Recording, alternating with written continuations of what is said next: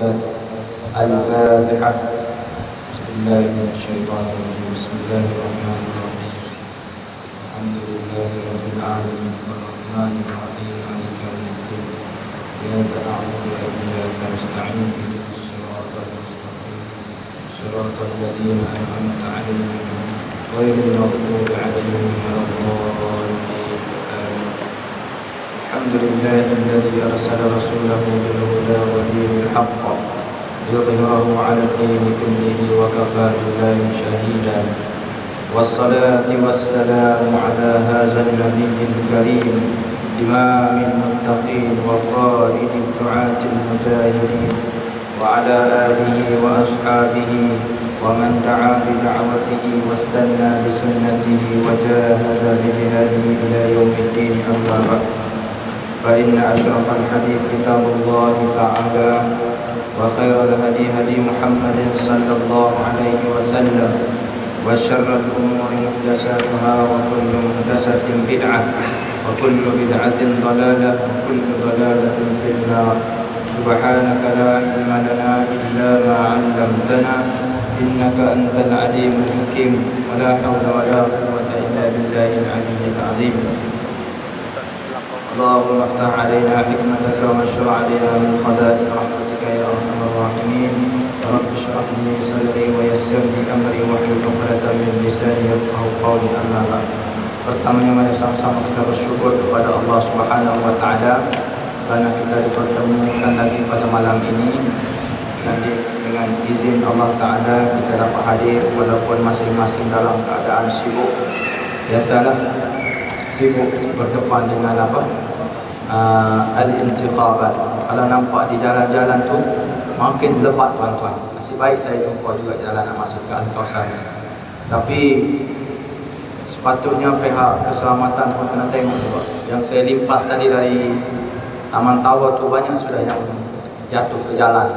Jadi itu boleh menyebabkan bahaya juga. Dan dipahamkan ada sudah kemalangan teruk berlaku di Semenanjung kerana dipasang terlalu besar signboard sehingga menghalang pandangan, menyebabkan berlaku kemalangan di antara lori dengan pajero kalau tak silap. Jadi kalau nanti ada di antara kita yang turun nanti dipasang bendera, pasang betul-betul ya, supaya benda tu tidak terlepas kalau kena angin dan ribut sebagainya. Jadi kita sambung kuliah maghrib pada malam ini, dan atas permintaan Tuan Haji, mana dia? Tu dia, Tuan Haji pengurus Al-Kausar, dia minta supaya kita masih lagi baca kitab Tanbihul Ghafilin. Okey. Jadi pada malam ini kita masuk kepada tajuk yang seterusnya, iaitu tajuk yang kedua, bab keberatan maut dan kengeriannya. Kalau buku lama muka surat 27, kalau buku baru tuan-tuan tengoklah, iaitu bab yang kedua. Dan kita telah pun habis membincangkan bab yang pertama yang berkaitan dengan ikhlas. InsyaAllah mudah-mudahan yang hadir pada malam ini sudah pun membersihkan betul-betul hatinya dengan benda-benda lain, semuanya ikhlas lillahi ta'ala, dan hadir pada malam ini semata-mata untuk menuntut ilmu Allah ta'ala bagi mendapat keberkatan dan keredaan daripada Allah Subhanahu wa ta'ala. Dan saya kira jangan adalah niat selain daripada itu, kerana dibimbangi sekiranya kita ada lagi perasaan benda-benda lain ataupun nak menunjuk-nunjuk dan sebagainya, dia akan jadi apa yang kita buat ini seolah-olah haba'an manthura, seperti debu-debu yang berterbangan. Kita tak maulah kita berpenat lelah hadir ke sini walaupun dekat walaupun jauh, tetapi tadi pun ada juga hujan renyai-renyai, tapi kita hadir juga, tapi kerana tak perbetulkan niat kita, maka yang kita hadir itu kita terdapat apa-apa pahala pun. Wal'ayazubillah. Dan pada malam ini kita bincang berkaitan dengan tajuk yang kedua, bab keberatan maut dan kengeriannya. Hadirin hadirat yang dirahmati Allah sekalian, Abu Al-Lais telah meriwayatkan dengan sanadnya daripada Anas bin Malik radhiyallahu anhu telah berkata, Rasulullah sallallahu alaihi wasallam telah bersabda, "Man ahabba liqa Allah." Semua jumpa? Ada jumpa kan? Man ahabba liqa Allah, ahabba Allah liqa'ahu, wa man kariha liqa Allah, kariha Allah liqa'ahu. Maksudnya, barang siapa yang suka untuk bertemu dengan Allah Ta'ala, maka Allah juga suka menerimanya. Dan barang siapa yang tidak suka bertemu dengan Allah Subhanahu Wa Ta'ala, Allah juga tidak suka menerimanya. Jadi pada malam ini kita berada di Masjid Al-Kausar. Kita nak sama-sama menghitung ataupun sama-sama bermuhasabah, baik tuan-tuan dan juga diri saya, supaya apa yang kita buat ini selaras dengan kehendak Allah Subhanahu Wa Ta'ala, dan seterusnya kita menjadi hamba Allah yang suka ataupun yang bersiap sedia untuk menghadap Allah Subhanahu Wa Ta'ala. Kerana di hadapan saya ini dan termasuk saya sendiri, tuan-tuan dan puan-puan semua adalah calon-calon mati. Betul ke tidak? Kita semua ini calon mati. Jadi jangan pula, taklah aku masih sihat, masih muda. Tidak tuan-tuan. Kita panggil, sengaja kita panggil begitu supaya kita rasa aku ni antara calon yang bakal menemui kematian. Sebab kalau tuan-tuan baca, dah banyak kali kita bincang, Qul innal mautal ladzi tafirruna min, katakanlah mati ataupun maut yang kamu sentiasa lari daripadanya, fa innahu mulaqikum, sesungguhnya dia akan datang bertemu dengan kamu. Ingat dalam kitab La Tahzan pun ada tajuk berkaitan dengan mengingati akan kematian. Sudah pun dibincang, saya ingat. Fa innahu mulaqikum thumma turadduna ila alimil ghaibi wasyahadah, ila akhir ayat. Kerana seorang mukmin apabila di dalam sakaratul maut mendapat kabar gembira bahawa ia telah diredai Allah dan akan mendapat syurga Allah, maka ia lebih suka supaya disegerakan mati daripada lanjut hidupnya. Maka Allah menyambutnya dengan limpahan kurnia rahmatnya. Jadi tuan-tuan yang dirahmati Allah sekalian, dan ada juga doa tuan-tuan, kita dianjurkan berdoa, Ya Allah, panjangkanlah umurku ini di dalam ketaatan. Biar kita ni umur panjang, tetapi pastikan di dalam ketaatan kepada Allah Subhanahu Wa Ta'ala. Kalau umur kita panjang banyak maksiat daripada taat, tak payahlah kita hidup lama. Betul ke tidak? Kalau banyak maksiat daripada taat kepada Allah Ta'ala, akan menyebabkan kita akan sengsara di akhirat nanti. Jadi kita kalau nak berdoa supaya umur panjang pun tuan-tuan, kita sambung sikit lagi, Ya Allah, panjangkanlah umur itu dalam ketaatan kepada-Mu. Dalam doa yang panjang, Allahumma tawwil umurana, Ya Allah, kamu panjangkanlah umur kami, wa sahih ajsadana, dan berikanlah kesihatan kepada tubuh badan kami, wa nawwir qulubana, dan berikanlah cahaya kepada hati kami, wa thabbit imanana, dan tetapkanlah iman kami, wa ahsin a'malana, dan perelokkanlah kerja buat kami, wa wasi' arzaqana, dan perluahkanlah rezeki kami, wa ilal khairi qarrib, dan segala macam kebaikan kamu dekatkan kepada kami, wa anis syarri ab'idna, dan segala macam kejahatan kamu jauh daripada kami. Minta hindarkan daripada melakukan kejahatan. Jadi tuan-tuan, apabila hamba Allah ini telah mendapat kabar gembira bahawasanya ia telah mendapat keredaan Allah, maka ia lebih suka supaya segera mati. Sebab apa? Sebab ganjaran di akhirat ataupun ganjaran selepas kita mati ataupun kehidupan kali kedua lebih bernilai di sisi Allah Subhanahu Wa Ta'ala.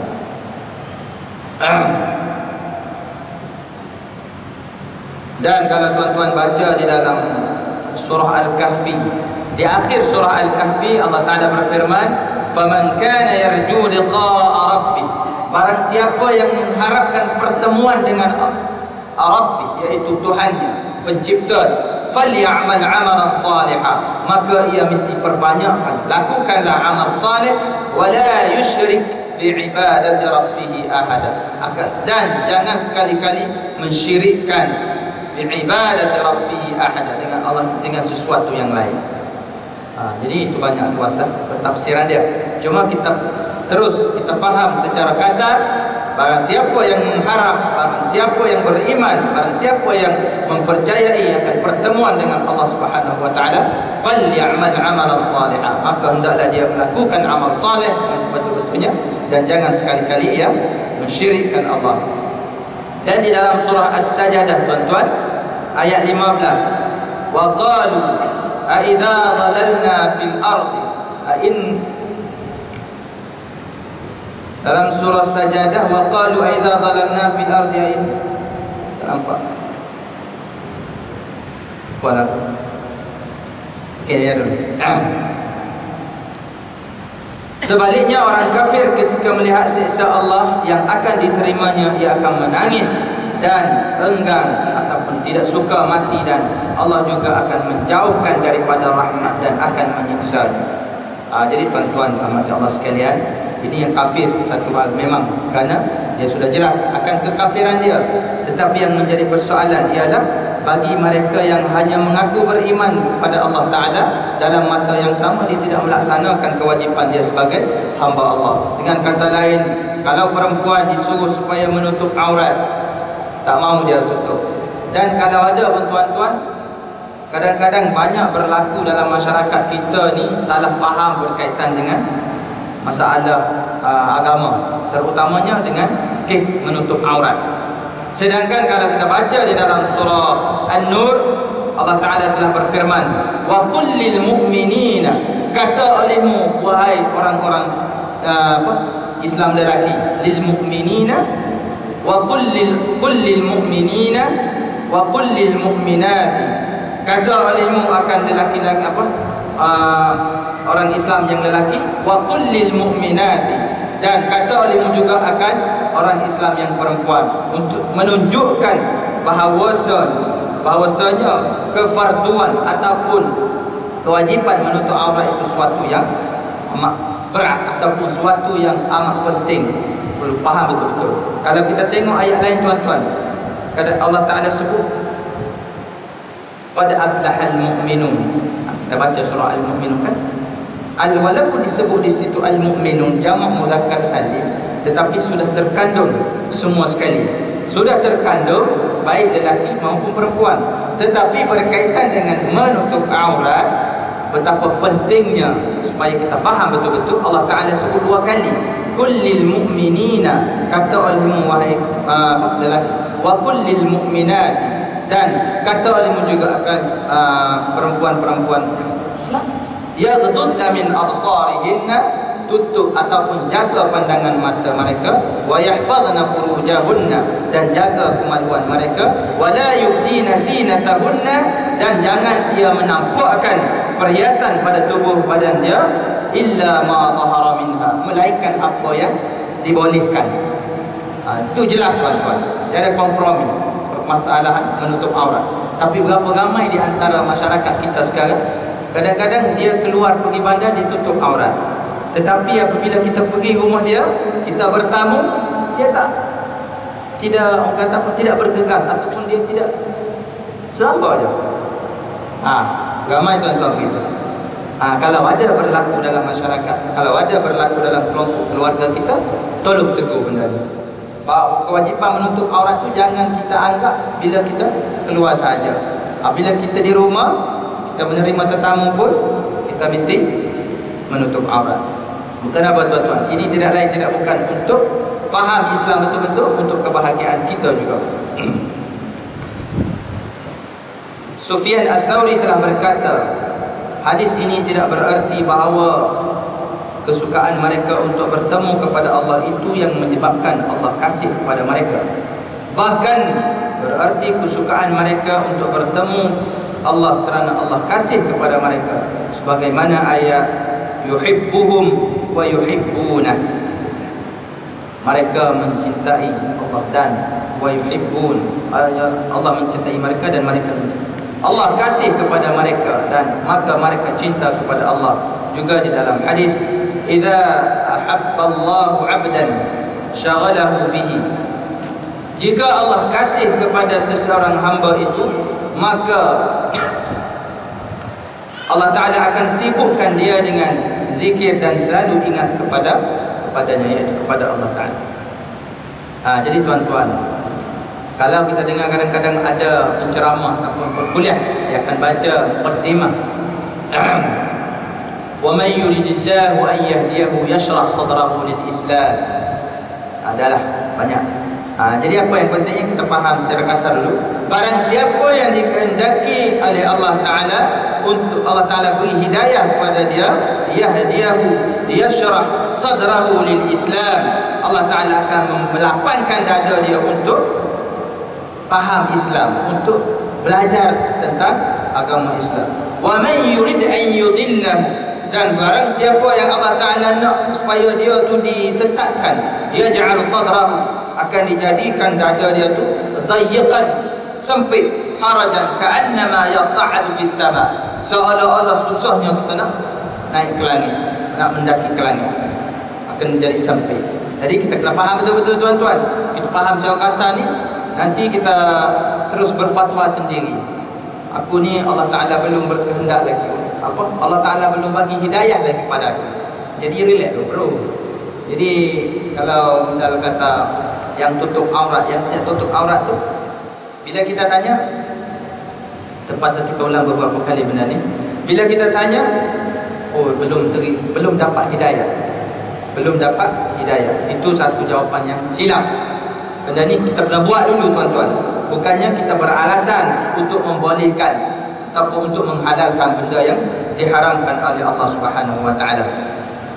Jadi hadis ini, apabila Allah Ta'ala menghendaki kepada seseorang itu, ataupun Allah Ta'ala kasih kepada seseorang itu, Allah Ta'ala akan sibukkan dirinya dengan zikir ataupun selalu ingat kepadanya. Jadi kita tuan-tuan, macam mana? Adakah kehidupan kita seharian kita termasuk di dalam mereka yang menyibukkan diri untuk berzikir kepada Allah? Berapa kali ataupun adakah kita mampu menyahut tuntutan Nabi SAW dan juga tuntutan Al-Quran, basah lidah dengan zikrullah, basahi lidahmu dengan zikrullah. Takut kita lain, basahi lidahmu dengan mengumpat, basahi lidahmu dengan mengata orang, basahi lidahmu dengan bercakap benda-benda yang lara, benda-benda yang melalaikan. Jadi kalau kita faham dengan hadis ini, apabila Allah kasih kepada seseorang itu, dia akan sibukkan dirinya dengan zikir dan jauh sekali untuk dia bercakap benda-benda yang lara. Dan tuan-tuan, Allah Ta'ala ni, kalau ni sebuah, kalau tuan-tuan baca dalam Al-Quran, wa nahnu aqrabu ilaihi min hablil warid, Allah Ta'ala tu lebih dekat dengan hambanya, dengan kita. Hablil warid, apa? Orang ni, halq amin ni, orang tepi ni. Wa nahnu aqrabu, dan aku dan kami ni lebih dekat min hablil warid, orang leher kamu. Cuma kita je tak rasa. Kita rasa jauh daripada Allah Ta'ala, lalu menyebabkan kita melakukan benda-benda yang dilarang di agama. Ketika Rasulullah SAW menyatakan bahawa siapa yang tidak suka bertemu kepada Allah, maka Allah tidak suka bertemu kepadanya, maka sahabat bertanya, ya Rasulullah, adakah kita semua tidak suka mati? Jawab Nabi SAW, bukan itu yang dimaksudkan, tetapi seorang mukmin apabila akan mati, datang malaikat yang membawa kabar gembira kepadanya apa yang dijanjikan Allah kepadanya, sehingga ia suka dan senang akan bertemu kepada Allah. Sebaliknya orang kafir, jika dia mati, datanglah malaikat yang mengancamnya dengan siksa Allah Ta'ala yang akan dihadapinya, sehingga ia tidak suka bertemu kepada Allah. Jadi tuan-tuan, Nabi ni tuan-tuan, dia maksum. Nabi ni terpelihara daripada melakukan dosa, baik yang kecil maupun yang besar. Tetapi dia pun rasa seksa ataupun dia rasa keperitan sewaktu sakaratul maut. Disebut di dalam kitab Mukasyafatul Qulub, dalam kitab Penawar Bagi Hati, disebut, dia kata sakaratul maut ni tuan-tuan, sakitnya seperti 300 pedang dicucuk serentak ke badan kita. Cuba bayangkan saat sakaratul maut, seperti 300 pedang ditusuk serentak ke badan. Jadi tuan-tuan bayanglah, jangan pula balik ambil pisau cucuk pula. Bayanglah macam kengerian ataupun keperitan sakaratul maut. Walaupun anbiya, jadi kita hamba Allah, umat akhir zaman, dengan banyaknya pancaroba, banyaknya benda-benda yang bercampur aduk dalam badan kita ni, tengok benda tu maksiat mata, maksiat telinga, maksiat mulut dan sebagainya. Cuba kita bayangkan bagaimana nasib kita, tuan-tuan. Dan disebut lagi di sini dalam surah dalam surah Qaf, waja'at sakratul maut bil haqq, dan akan datanglah sakaratul maut, yaitu bil haqq, dengan benar.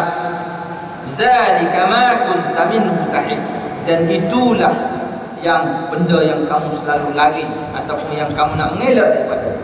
Tetapi bila sampai masanya, dia akan datang dan bahang ataupun kesakitannya seperti dicucuk 300 pedang secara serentak ke badan kita.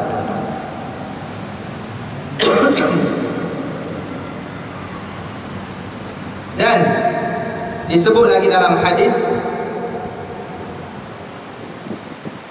"Lau ta'lamul hayawanat al-bahaim ma ta'lamuna min al-maut ma akaltum lahman saminan abada."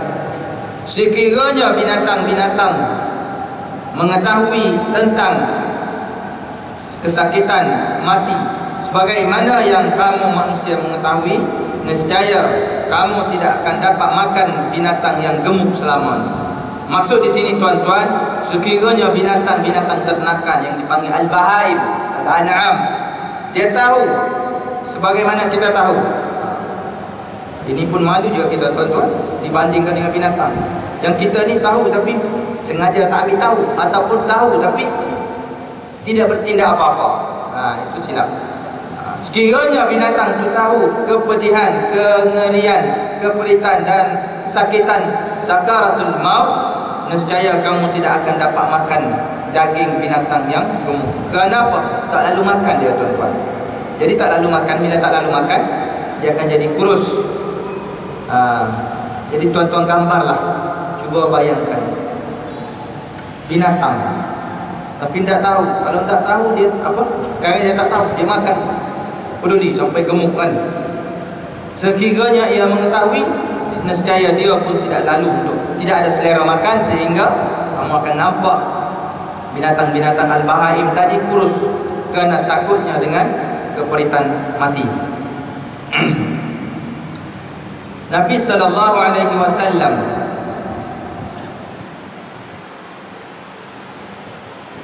bukan itu, tetapi seorang mukmin bila akan mati datang malaikat. Sudah baca. Abu Al-Lays dengan sanadnya daripada Jabir radhiyallahu anhu telah berkata, Nabi sallallahu alaihi wasallam telah bersabda, "Hadithu an bani Israil wala haraj fa innahum qaumun qad kana fihim al-a'ajib."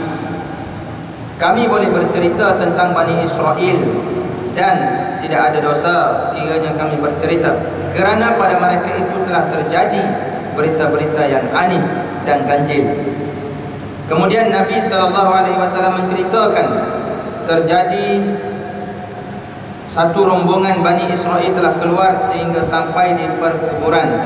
Lalu mereka berkata, andai kata kita sembahyang di sini kemudian berdoa kepada Tuhan supaya keluar salah seorang yang telah mati di sini, lalu menerangkan kepada kami bagaimanakah keperitan mati, maka sembahyanglah mereka kemudian berdoa di Tiba-tiba ada orang telah menonjolkan kepalanya dari kuburan, lalu bertanya, "Hai kaum, apakah maksudmu?" "Demi Allah, saya telah mati sejak 90 tahun yang lalu. Maka hingga kini belum lagi hilang rasa pedihnya mati." Masya Allah tuan-tuan, 90 tahun ni kebiasaannya satu keturunan lah. Itu pun sekiranya umur dia panjang, tapi jarang sudah 90. Biasaan 60, 70. Bagaimana hadis Nabi. Walaupun dia mati sudah lama tuan-tuan, 90 tahun, tetapi dia cakap, hingga kini belum lagi hilang rasa pedihnya mati. Kerana itu berdoalah kamu kepada Allah untuk mengembalikan aku sebagaimana dahulu. Padahal orang itu di antara kedua matanya ada tanda sujud. Jadi tuan-tuan, walaupun ini dengan izin Allah, manusia ataupun hambanya yang telah lama meninggal, tetapi apabila serombongan Bani Israel ini pula kena faham, bukan Yahudi sekarang.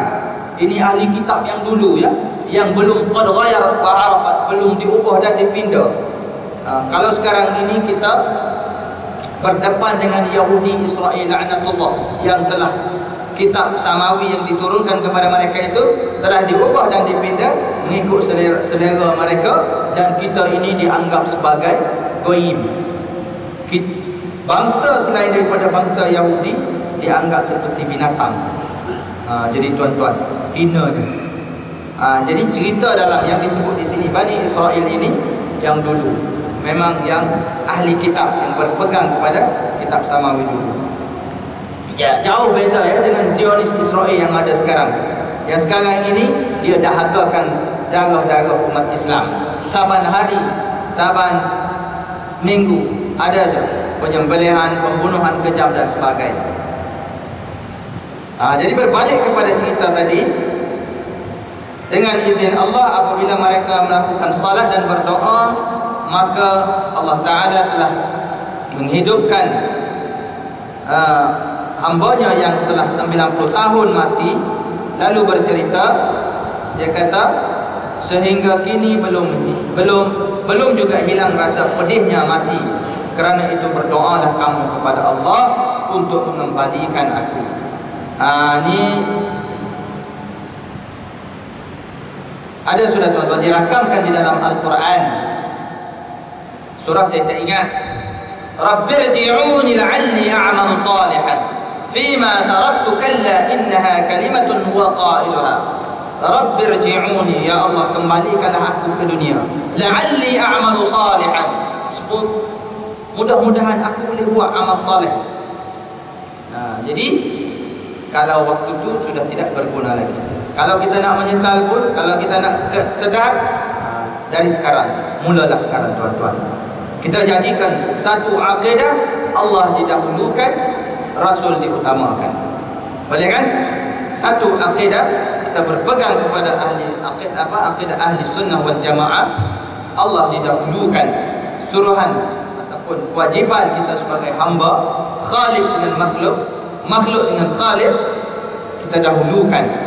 Dan kita jadikan asas utama untuk semua aspek kehidupan kita. Jangan kita membezakan agama politik. Agama soal solat, soal itu ini, dan politik kita asingkan. Tidak. Agama dan politik mesti segandeng, mesti diselarat, mesti bersama tuan. Barulah politik yang dicanang, politik yang dibawa itu mengikut kehendak agama. Boleh faham? Mesti segandeng. Jangan ada yang masih berfahaman, okey, agama suku, politik suku. Waktu solat, solat betul-betul. Tapi waktu berpolitik, politik sebarangan, politik yang tak ada sandaran hukum, politik yang tidak kira halal haram, tak kira buka aib itu ini dan sebagainya. Itu silap tuan-tuan. Mesti digandingkan bersama supaya politik yang dibawa selaras dengan tuntutan ajaran Islam, insya-Allah. Kenapa tuan-tuan saya sebut begitu? Kerana kita kena ingat belum seganding. Kerana apa? Kerana semua yang kita buat di dunia ini kita dipertanggungjawabkan di hadapan Allah Subhanahu wa taala. Dan bersedia tuan-tuan, walaqad ji'tumuna furada, kamu akan dipertemukan depan Allah Ta'ala furada, kamu berseorangan, kama khalaqnakum awwala marrah, sebagaimana kamu dijadikan dulu seorang-seorang. Jadi tuan-tuan, itulah kita kena belajar supaya apa yang kita buat ni tidak menyimpang daripada ajaran Islam yang benar. Kerana itu berdoalah kamu kepada Allah untuk mengembalikan aku sebagaimana tadi. Padahal orang itu di antara kedua matanya ada tanda bekas sujud. Nah, biasalah kan ada juga kita ni yang selalu salat malam, dia ada tanda sini. Atau waktu sujud tu dia hantam kuat supaya nampak kesan di sini. Kalau nak nampak macam Syiah tuan-tuan. Kalau Syiah mana dia pergi dia akan bawa batu Karbala kan. Dia akan bawa tu. Percaya adalah karut. Ramai juga kita nampak. Kalau tuan-tuan perasan di gambar sana pun Ustaz Syafi'i tu ada sini kan. Mungkin dia banyak salat malam. Alhamdulillah. Tetapi yang cerita yang disebut di sini tuan-tuan, orang tu ada kesan sujud. Simahum fi wujuhihim min asaris sujud. Ada pada tanda pada wajah mereka kesan sujud. Tetapi teruknya dia menerima pembalasan daripada Allah Subhanahu wa taala. Abu Al-Laisnah berkata, siapa yang yakin akan mati, maka seharusnya bersiap sedia menghadapinya dengan melakukan amal saleh dan meninggalkan amal kejahatan dosa, sebab ia tidak mengetahui bila datangnya mati kepadanya. Sedang Nabi SAW telah menerangkan kepada umatnya supaya mereka benar-benar bersiap untuk menghadapinya dan supaya mereka sanggup sabar dan tabah menghadapi penderitaan dunia. Jadi tuan-tuan, kata Al-Imam Al-Ghazali di dalam kitab dia Ihya Ulumuddin, dia sebut al-jannah huffatun bil makarih wan nar huffatun bis syahawat. Syurga itu dikelilingi oleh benda-benda yang kita tak suka. Bil makarih, benda yang tidak ngam dengan nafsu kita. Benda yang selalu bertentangan. Sebab kita nak pergi fanfare, kita nak pergi situ sini, bila dengar azan, solat, seolah-olah terbantu. Kita nak layan nafsu kita sepuas-puasnya. Kita nak pergi bila tibanya bulan Ramadan, kita diwajibkan berpuasa. Tiba alaikumus siyam, sebulan penuh bulan Ramadan. Jadi seolah-olah benda itu benda-benda yang tidak sesuai yang bertentangan dengan naluri kita. Wan nar huffatun bis syahawat. Dan neraka itu dikelilingi oleh benda yang ngam ataupun secocok dengan hawa nafsu kita. Betul ke tidak? Memang betul ya tuan-tuan. Nak kepada syurga ni kita kena lawan nafsu kita. Al-makarih yang dimaksudkan tu banyaklah. Nak neraka senang je. Kita buat huffatun bis syahawat. Dikelilingi dengan benda-benda yang memang nafsu kita suka benda tu. Jadi kalau kita turut juga tanpa membuat pertimbangan akal yang waras, di mana kita ada? Sebab akhirat nanti Allah Ta'ala sedia dua je, immal jannah wa imman nar. Sama ada mu ni ahli syurga ataupun ahli neraka. Yang atas pagar tak ada tuan-tuan. Yang mengundi ni ada lagi status atas pagar, betul tak? Yang 5 hari bulan nanti ada lagi. Dan adalah situ sini orang kata golongan atas pagar ini merupakan penentu itu ini.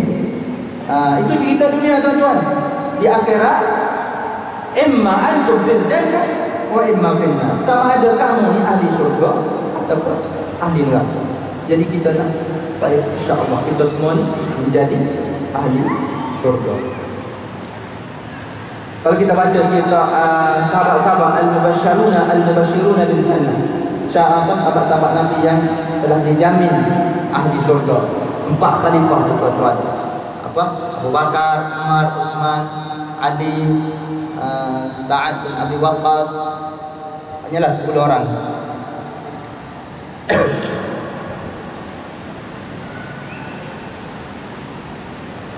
Siapa yang yakin akan mati maka seharusnya bersiap sedia menghadapinya dengan melakukan amal saleh. Nabi SAW telah menerangkan pada umatnya supaya mereka benar-benar bersiap untuk menghadapinya dan supaya mereka sanggup sabar dan tabah menghadapi penderitaan dunia. Sebab penderitaan dunia itu termasuk seksa dunia. Sedangkan seksa dunia ini jauh lebih ringan dibandingkan dengan siksa di akhirat, sedang maut termasuk dari siksa akhirat. Abdullah bin Miswar Al-Hashimi telah berkata, seorang telah datang berjumpa Nabi SAW dan berkata, saya datang kepadamu supaya engkau ajarkan kepadaku ilmu-ilmu yang ganjil. Ditanya oleh Nabi, ma sana'ta fi ra'sil ilmi? Qala wa ma ra'sul ilmi? Qala hal 'arafta ar-rabb 'azza wa jalla? Qala na'am. Qala famadha fa'alta fi haqqi? Qala ma syaa Allah. Qala hal 'arafta al-mauta? Qala na'am. Qala famadha a'dadta lahu? Qala ma syaa Allah. Qala فأحكم ما هناك ثم تعال حتى أعلمك من غرائب العلم. فلما جاءه بعد سنين قال النبي صلى الله عليه وسلم ضع يدك على قلبك فما لا ترضى لنفسك لا ترضاه لأخيك المسلم وما رضيته لنفسك فأرضه لأخيك المسلم وهو من غرائب العلم. Kau telah berbuat apa terhadap pokok ilmu? Dia bertanya, apakah pokok ilmu?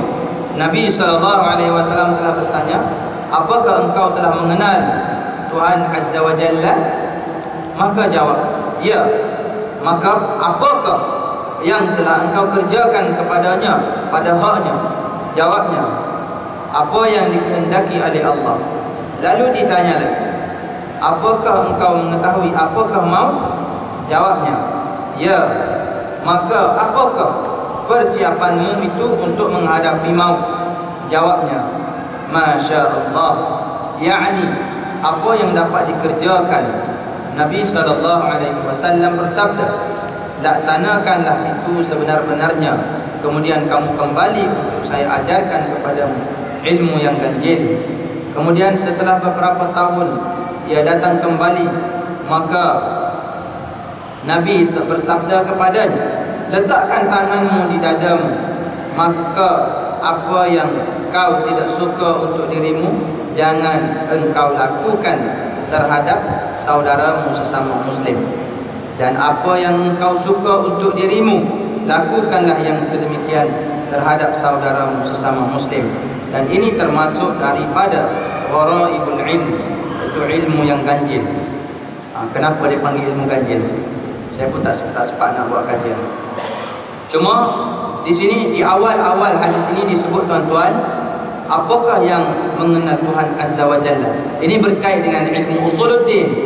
Kalau kita belajar usuluddin disebut awwaluddin ma'rifatullah. Benda asas pertama sekali untuk kamu belajar agama ini mesti ma'rifatullah, kenal Allah Ta'ala.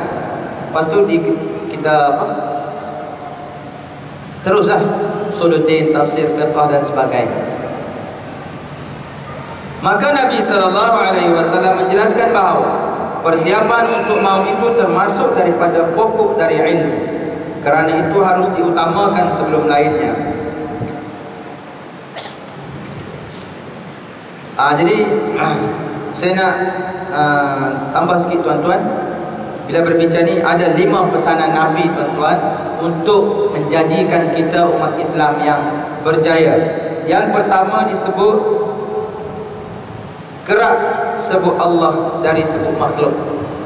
Kita kena banyak memuji Allah Ta'ala, jangan kita banyak puji makhluk. Boleh kan?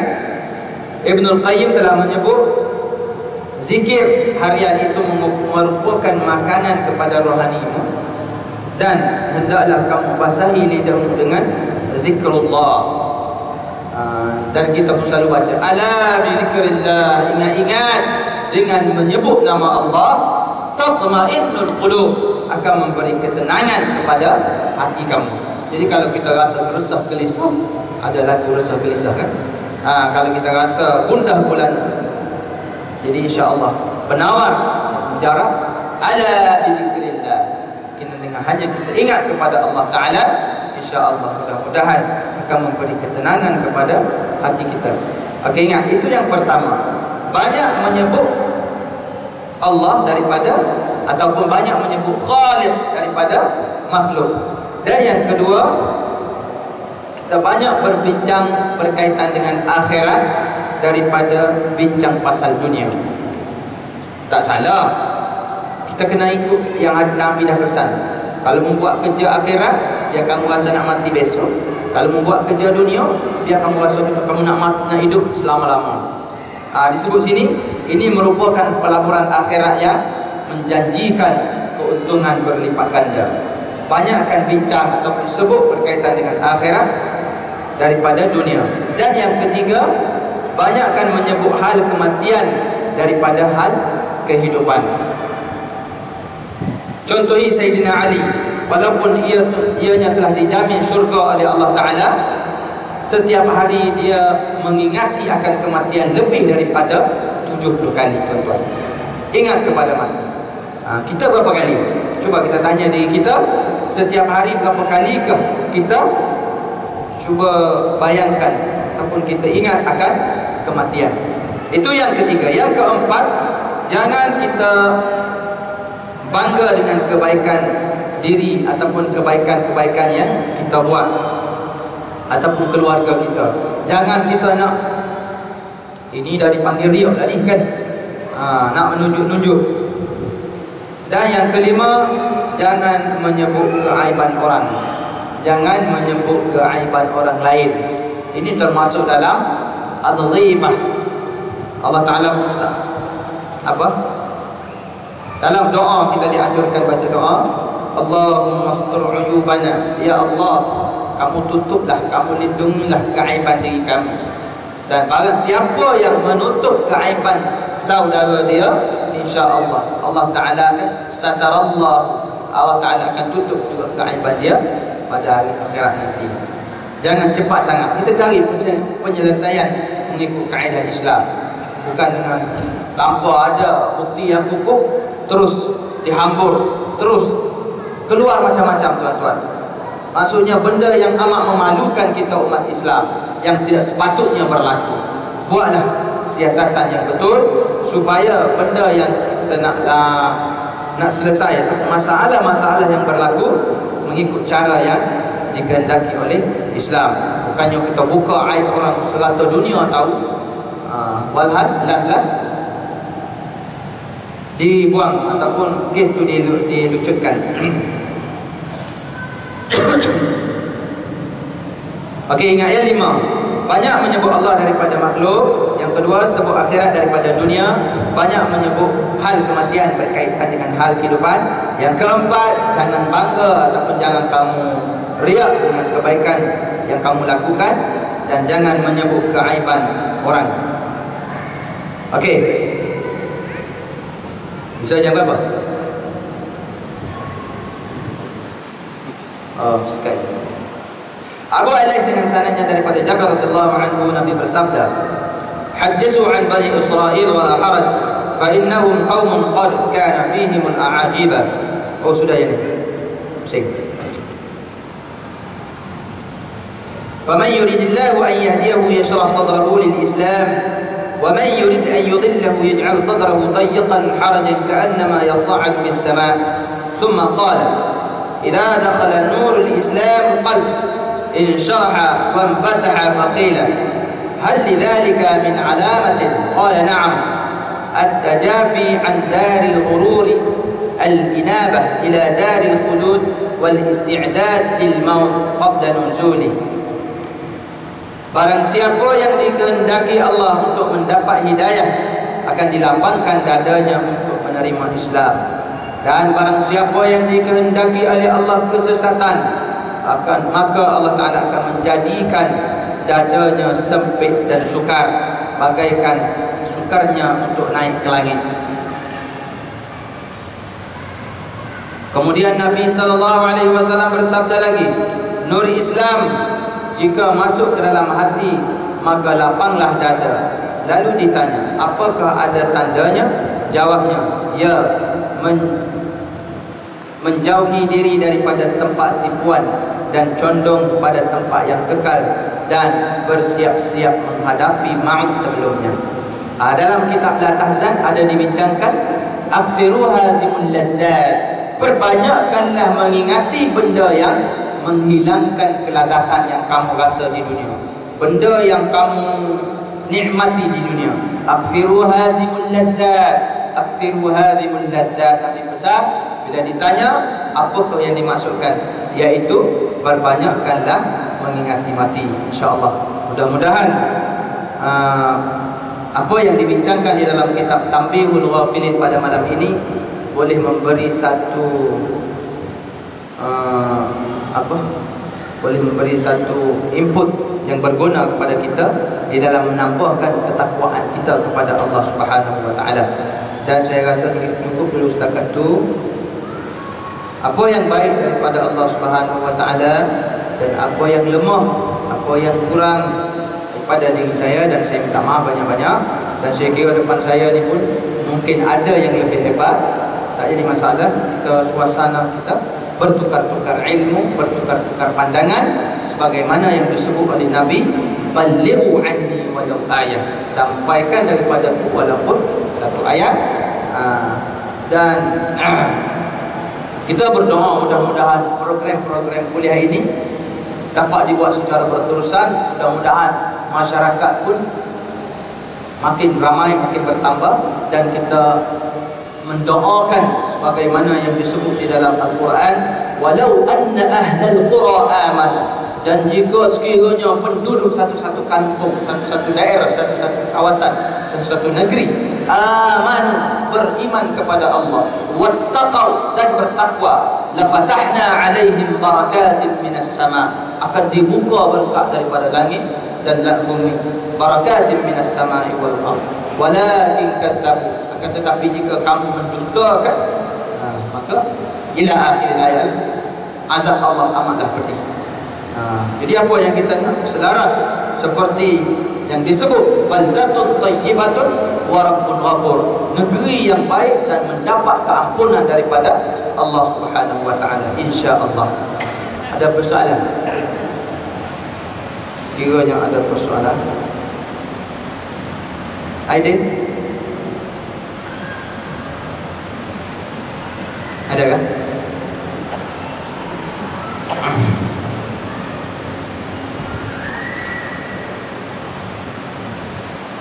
Sekiranya tak ada, kita insya-Allah kita sambung lagi minggu depan. Auzubillahi minasyaitonirrajim. Bismillahirrahmanirrahim. Alhamdulillahi rabbil alamin, wassalatu wassalamu ala asyrafil anbiya'i wal mursalin, sayyidina Muhammad wa ala alihi wa sahbihi ajma'in.